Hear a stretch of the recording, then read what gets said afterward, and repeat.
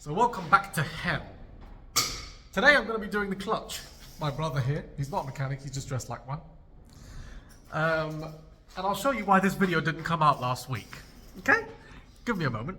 So we came here to the unit, got all the tools, the clutch, and started to take off the wheels so we could do the clutch, right? Because you need to take out the drive shafts. This is what we see. This needs a special tool.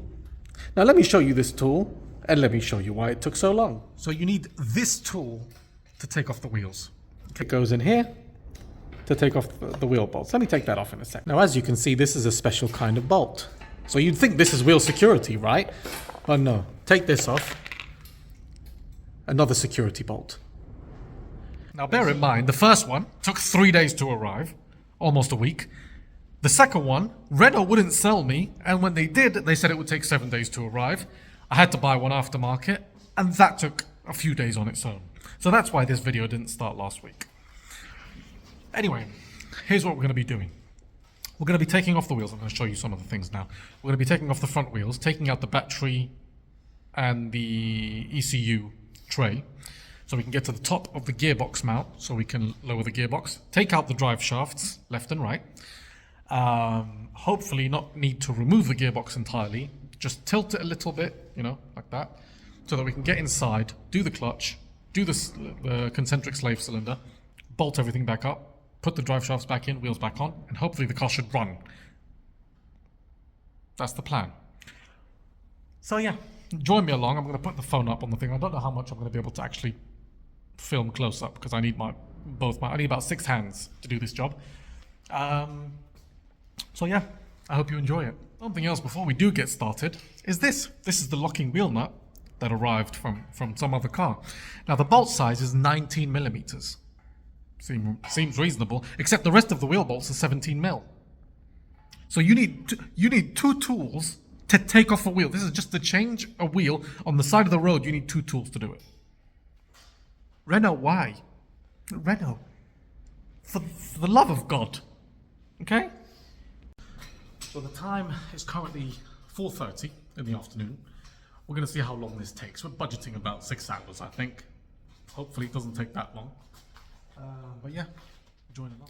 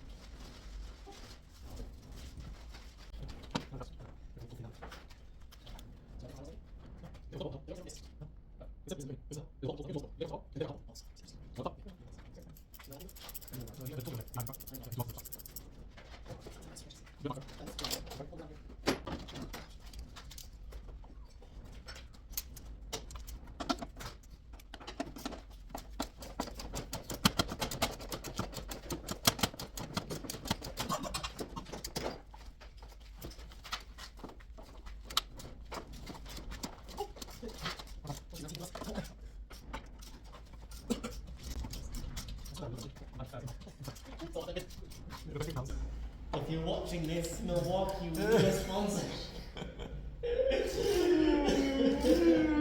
We need electricity.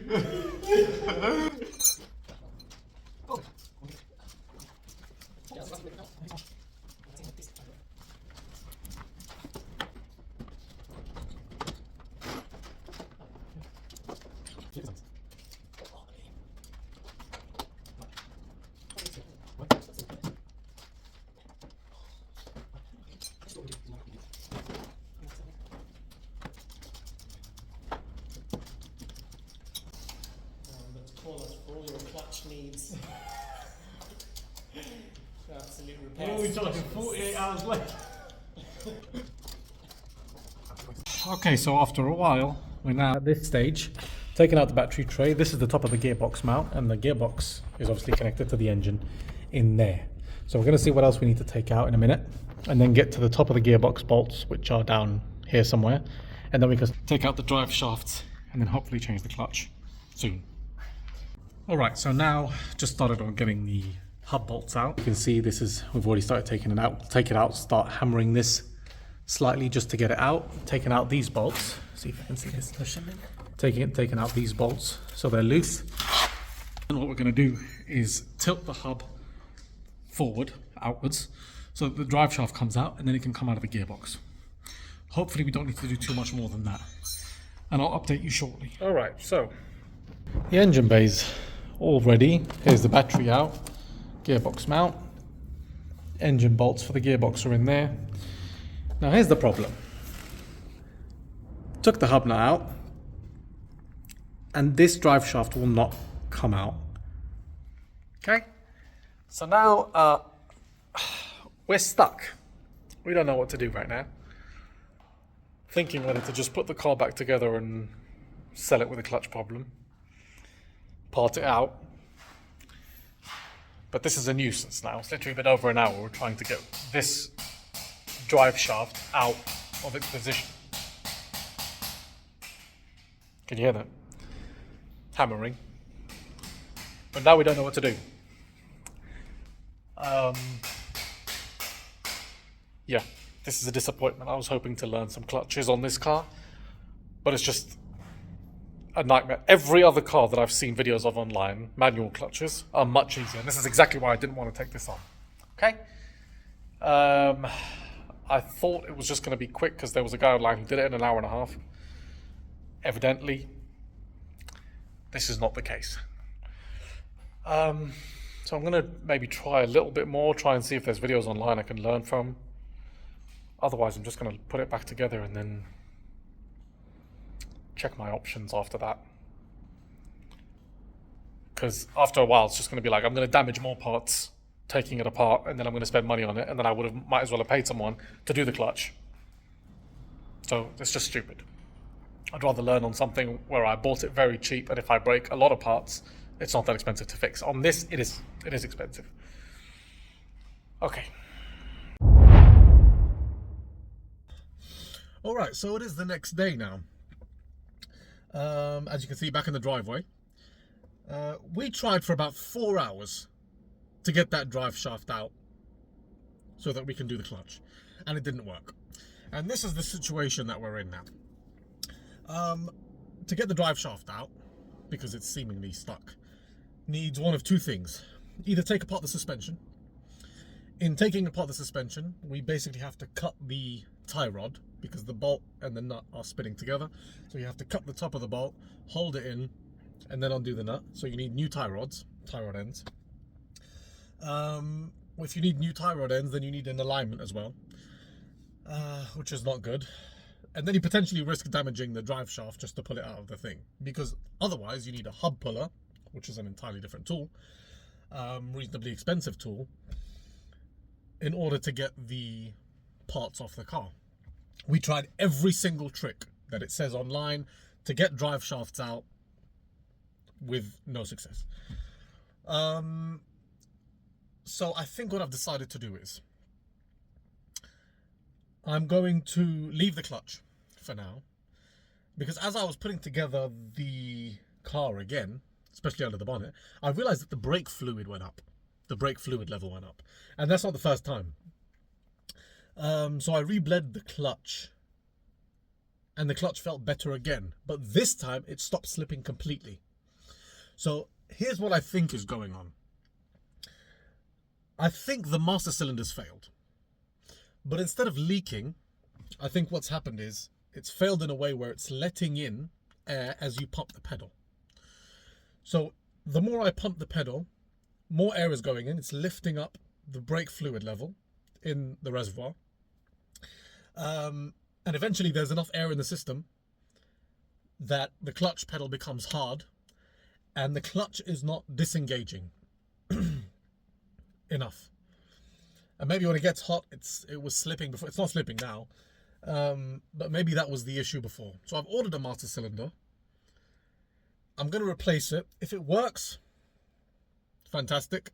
Because I told you, I'm 100% sure in the last video I told you that it feels like it's in the pedal. It doesn't feel like the clutch is gone, because the clutch bites, the car stops, like, you know, everything that you need a clutch to do, this clutch does. The pedal doesn't. So I'm going to change that. If it works, great. If it doesn't work, I'm probably going to sell the car and just tell the person that it needs a clutch. I'm going to take the L on it. To answer the question, if you can start a YouTube channel for £600, in theory, yes. If you get a car with no problems, you possibly could. But I'll tell you the problems that I've faced. If you're buying a car and your budget is £600, to get a car that you can buy, fix reasonably affordably, and sell, it wouldn't be interesting to watch. It wouldn't be an interesting car that you want to watch. And the more interesting the car, the longer it takes to sell. Okay? So the problem that you run into is the velocity of content. So the part about YouTube is that I learned after starting to make these videos that you might not know about bigger YouTubers is that when you see a video, that's not when they bought the car. So oftentimes, YouTubers will be buying 3, 4, 5 cars at a time, working on them in a very short period of time, and then uploading the videos staggered so that you don't get bored. And this is the situation I ran into with this car. So now this is the 4th video. I was only planning on making 2 videos with this car. So that's what I need to have a think about now, because I quite enjoy making these videos. It was basically a test to see if I enjoyed doing it. And I do enjoy doing it. So I need to have a think and see how I can plan it in a way where I can have enough cars so that you don't get bored of the content. Let me know in the comments, because what I was thinking about doing is making a second channel, basically for overflow content. So if a car takes longer, like this one did, I'll upload the extra videos on the second channel, so that if you're interested in this particular car, you can go watch it. But the weekly video that you might subscribe to wait for is not the same car over and over again, so you don't get bored. Okay? Or if you want them on the same channel, just let me know. Let me know your thoughts in the comments. And yeah, so hopefully, I don't know if I'm going to be uploading next week, because I'm still waiting for the part for this car. It's coming from Lithuania, which is nice. So that might take a week. Once that arrives, I'm going to fit it. I'm probably going to make the video, and then depending on the comments, I'm going to see if I'm going to upload it to this channel or the next channel. I might just upload it to this channel for next week, because I don't think this car's going to be sold by next week, to be fair. Yeah, and then I'll see what to do, because I think we need to put in a bit of investment, have a couple of projects going at once to make it viable and to make it interesting to watch. So yeah, thank you for your time. I'm sorry that the clutch couldn't get done, but it just doesn't make financial sense, to be honest. To take apart the suspension, have to pay for an alignment, have to pay for tie rod ends, potentially risk damaging something else, or take everything apart and realize I need another tool to continue the job is not ideal, to be frank. And at the same time, to pay someone to do it, yes, the clutch would be done, but I don't know if it will fix the issue. If the master cylinder is the problem, then I'd have to do it anyway. So financially, it doesn't make sense, because I do need to just move on. I'll either take the L, just tell someone what the problem is with the car and they can deal with it, or this will fix it and hopefully we'll be off to the races. So yeah, again, thank you for your time. Please subscribe. Let me know in the comments what you think I should do. Should I do a second channel for overflow content? Should I make it on the same channel? And yeah, hopefully we'll get into some more interesting content as time goes on. Please like the video. It really, really does help. Subscribe, like I said. Leave your comments. Share it with a friend.